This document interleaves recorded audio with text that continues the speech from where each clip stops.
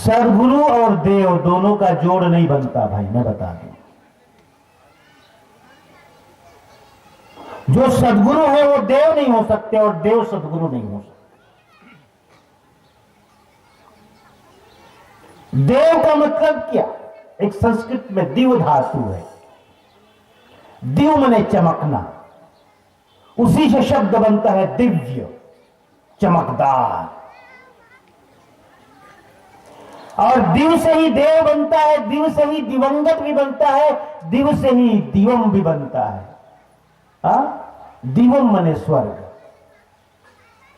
ऐसा कहते हैं जो स्वर्ग में रहने वाले देवता हैं वो बड़े चमकते हैं, उनके शरीर से आभा निकलती है, इसलिए उनको देव कहते हैं। और जो देव हैं जिस लोक में रहते हैं उसको दिवम कहते हैं, यानी स्वर्ग। और इसीलिए आप जो है, जो शरीर जिनका नहीं है, जो मर गया है, जिसे हम मर जाना कहते हैं, उसके नाम के आगे या बोलने में आप कहते हो वो तो दिवंगत हो गए साहेब। दिवंगत का अर्थ क्या है?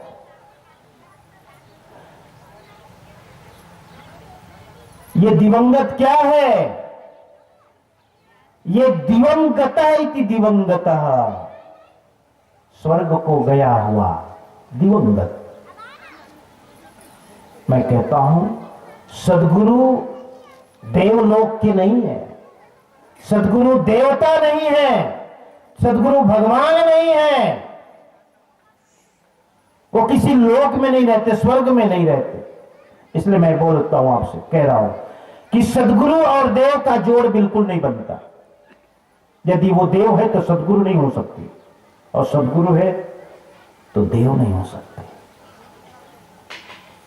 देव नीचे की कोटि है, नीचे का लोक है देवलोक।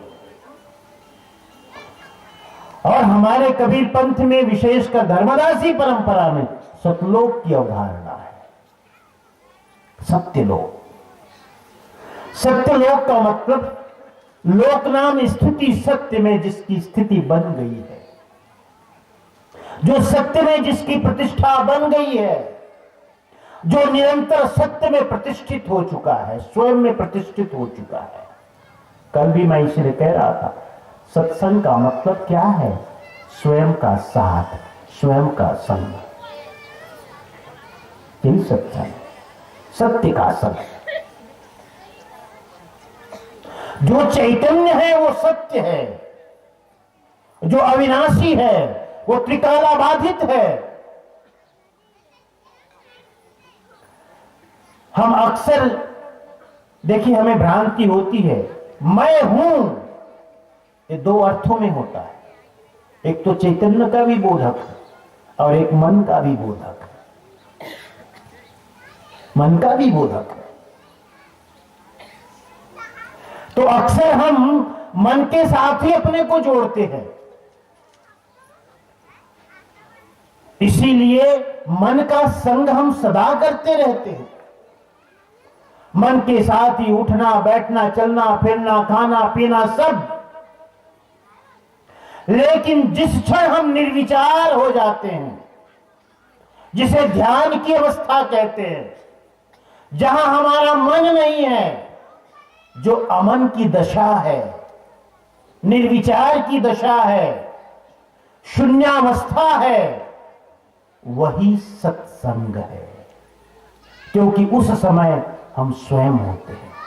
मन नहीं होता तो हम स्वयं होते हैं।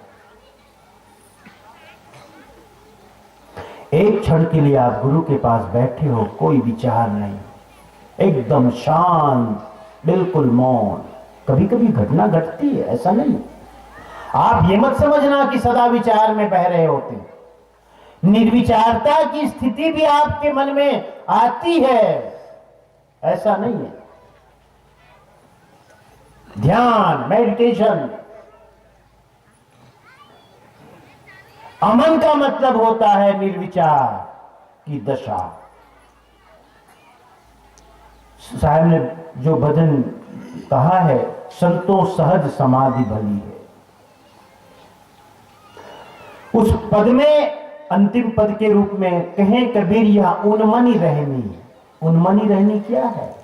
मन का न होना। उन्मने नहीं,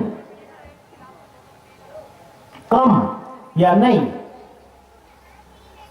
आप संख्या बोलते हो, 50 के पहले को क्या कहते हो? 49। उन्मने कम, एक कम। उन्मनी का मतलब मन का नहीं होना, कम होना माने नहीं होना। प्यारे हंसनो, तो यह जो सत्संग है वो क्या है? जब हम स्वयं के संग करते हैं, स्वयं के साथ। स्वस्थ का क्या मतलब होता है? स्वाध्याय का क्या मतलब होता है? हमने इसका रूढ़ी अर्थ ही जाना है अभी तक। लेकिन स्वस्थ होना का मतलब बीमारी का ना होना, यही हम जानते हैं। लेकिन स्वस्थ का मतलब स्वयं में स्थित होना। मैं स्वस्थ हो गया। स्वाध्याय का मतलब होता है स्वयं का चिंतन करना। स्वाध्याय है स्वयं के बारे में चिंतन करना, विचार करना। को हम कष्टम कुत आयात कामे जननी को में तात इति परिभाव सर्वमसारम। ये चिंतन करना कि जगत में मेरा आना किस प्रयोजन से हुआ, मैं कौन हूं, हु एम आई, आने का प्रयोजन क्या है, कहां से मैं आया और ये यात्रा क्यों है भला। ये चिंतन करना ही स्वाध्याय है अपने विषय में। सत्संग। प्यारे हंसनो, तो साहब ने कहा देखो, अब देखो, मैं बता रहा था सूक्ष्म शरीर के बारे में। तो सूक्ष्म शरीर से यात्रा आगे की होती है। हमेशा भोग होता है स्थूल शरीर से। स्थूल शरीर से, स्थूल शरीर से भोग होता है। यदि आपके जीवन में, पिछले जीवन में जो भी संचित कर्म के रूप में है, वही जब फल उन्मुख होता है नए जीवन में, उसी को हम प्रारब्ध कहते हैं। वही प्रारब्ध है। क्रियमान कर्म से हम कर्म करते करते इकट्ठा करते हैं, जमा करते हैं। शरीर छूट गया, फिर नया शरीर मिला, और नए शरीर मिलने के बाद फिर हिसाब शुरू होता है। शुभ और अशुभ का, पाप और पुण्य का हिसाब शुरू होता है।